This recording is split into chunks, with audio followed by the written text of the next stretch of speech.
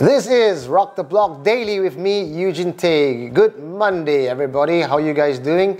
First on the news, I want to talk about Tolar HashNET. One of the top projects that was shilled highly by top crypto influencer Ian Bellina is Tolar HashNET. What's Tolar HashNET about? Well, besides that, just take a look at the About Us segment, and under the advisors, you'll notice there's a Block Matrix Capital. Click on Block Matrix Capital and check out their website. You notice, look up at the screen, we have multiple photos of this guy who's a director with different names, with the description as Lorem Ipsum. What's Lorem Ipsum in designer talk? It's just a placeholder for text. Now, if you are going to shield a particular coin and you are as famous as you are as Ian, now I would expect more due diligence to be done. Now, this is not even deep diving into the project. It's just a matter of clicking through and just reading about the people involved. If I was the project founder, I would have checked through my advisors who are on board. So this is really disturbing in the sense where even if the project is good, because we believe Ian so much, now it raises a red flag because is this scam? Is this not scam? It boils down to just how lazy they are in trying to create this content. So what do you think? What are your thoughts on this? For any advice that I have for you guys is always do your due diligence and not listen to top advisors and influencers telling you something is good. Now, we have brought this up on our Twitter feed, and so far nothing has been done. It's been 24 hours. Well, we'll see what goes on next. In other crypto news, we have reports from Neo Network that their network has been seeing meaningless transactions and some amounting to attacks. When we did our research and deep dive into the whole situation, what we realized is that a lot of these meaningless transactions are actually traders transferring Neo wallet from exchanges to wallet, or from wallet to exchanges, and not giving it a whole number. See, the thing when you transfer Neo out of your wallet, you need it to be a whole number, not with the dot something something something. So when you do that, it gets bounced back and there's a transaction that is meaningless and it hogs the network. So what Peter Lin, R&D Director of Neo, has suggested to exchanges is to put in a transaction fee to deter people from just trading without concerns.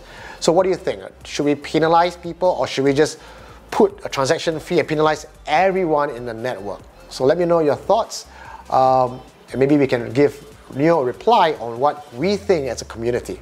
One of the highly anticipated ICOs of the week, Ankr, A-N-K-R.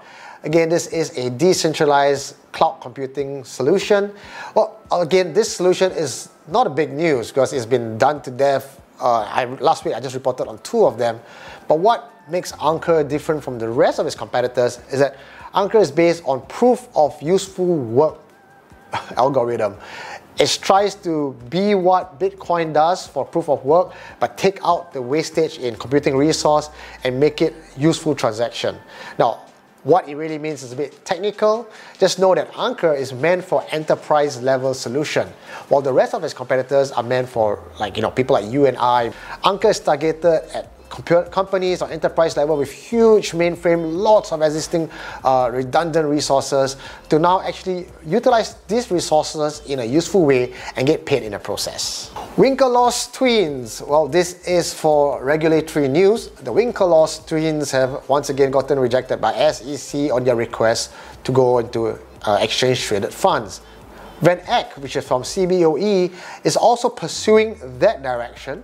And in their defense, they have stated that in order to bypass or to sort of curb the harmful effects from market manipulations that will hurt retail investors coming to ETFs, VanEck's said that the minimum limit for anyone who wants to come in to participate in ETF is 25 BTC. Now, that is a lot of money and cuts out a majority of people in the investment scene.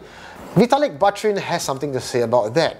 Instead of trying to put regulations around and trying to curb market manipulation, the other way to do it, to really make it as inclusive as possible for everyone to come in, is to make the purchase of Bitcoin and Ethereum as easy as possible, even down to $5 or $10. Because the whole idea and philosophy behind cryptocurrency is meant to be for everyone, power to the people. It's not just meant to feed the rich, because if you're going to go down with 25 minimum BTC to get into ETF, then what you're trying to do is just make cryptocurrency into another form of an investment vehicle, and only the rich can come in to get richer. Everybody else down the line, people who are in the layman, people who want to get at least part of the action, will find it too complicated and not know how.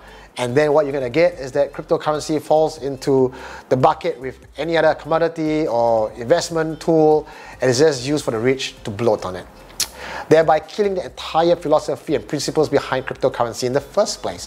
What are your thoughts on this? Let me know. Are you for regulations? Are you maybe for Vitalik's side, where make it really easy for everyone to come in, regardless whether market manipulation happens or not? Let the market decide, let the market handle itself. So leave me something in the comment below. Let me know your thoughts on this. One of the main problems that we cryptocurrency investors face is that when we buy a certain coin and we have to hold on to it, and when a new ICO comes up, we find it almost very difficult to sort of make a decision to sell one asset to buy the next asset. Or like me, for example, when I buy into tokens and I have to, pay for my livelihood because I'm doing this full time, right? So whatever I make in crypto is really my food on table. And sometimes I'm forced to sell tokens when it's at a bad price, or when there's a price that I want to sell, just to liquidate it for fiat currency, because unfortunately the whole world still works on dollars and cents. But with Binance now working together with Libra Credit. Libra Credit, by the way, has nothing to do with Gemini. It's just Libra Credit. Another ICO that's been done and invested by Binance Labs allows people to use BNB tokens, which is Binance native tokens, as a form of collateral to take loans in fiat currency based on their cryptocurrencies. And it's not just the BNB tokens that can be used for collaterals.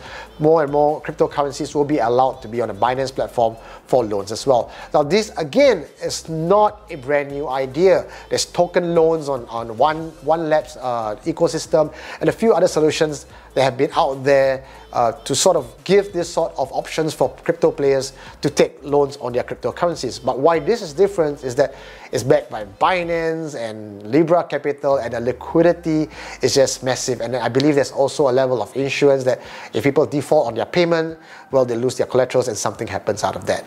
So again, this is a huge sign that crypto is making headway towards the mainstream audience, giving people a chance to cross their bridge between two worlds of dollars and cents, current reality, and the digital landscape. So I find this to be really interesting today, that if you guys are sitting down here wondering, what am I going to do with all the Bitcoins I'm holding? Now this is an option for you guys. HTC Exodus, a phone that I talk about that is meant to be the first blockchain supported mobile device. Charlie Lee from Litecoin has just announced that he is now on HTC team as an advisor, and the HTC Exodus phone will be accepting Litecoin and using Lightning Network. Wow! If you have not gotten your orders for HTC Exodus and you're thinking about that, we can either click the link below or check out on my previous review where I talk about Sirin Labs' version of their blockchain phone versus HTC Exodus. Both phones are slated for release by the fourth quarter of 2018 or the first quarter of 2019. One very interesting news, even though this is not something out of Asia, but I thought it was hilarious and I really want to share it with you guys. Jameson Loop, a SegWit2x opponent, he's also a BitGo engineer and the creator of Satoshi.info, has just released a $100,000 bounty for anyone who can give up information, leading to the arrest and charges of a prank caller who has called the SWAT team and accusing Jameson that he was putting people on gunpoint and hostage in his home. He attributes this prank call to a comment that he made on October 16 last year when he was fiercely fighting against the SegWit2x fork issue with Bitcoin, which is almost 1 year anniversary in a few days to come, by the way.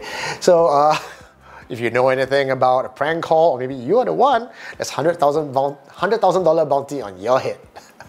Well, that's all the news we have for you for Rock the Block Daily. Well, join us again tomorrow. Like our Facebook, subscribe to us on YouTube. Well, don't get left behind and miss out on all this daily juice in the crypto scene. My name is Eugene Tay, signing out saying have a great day.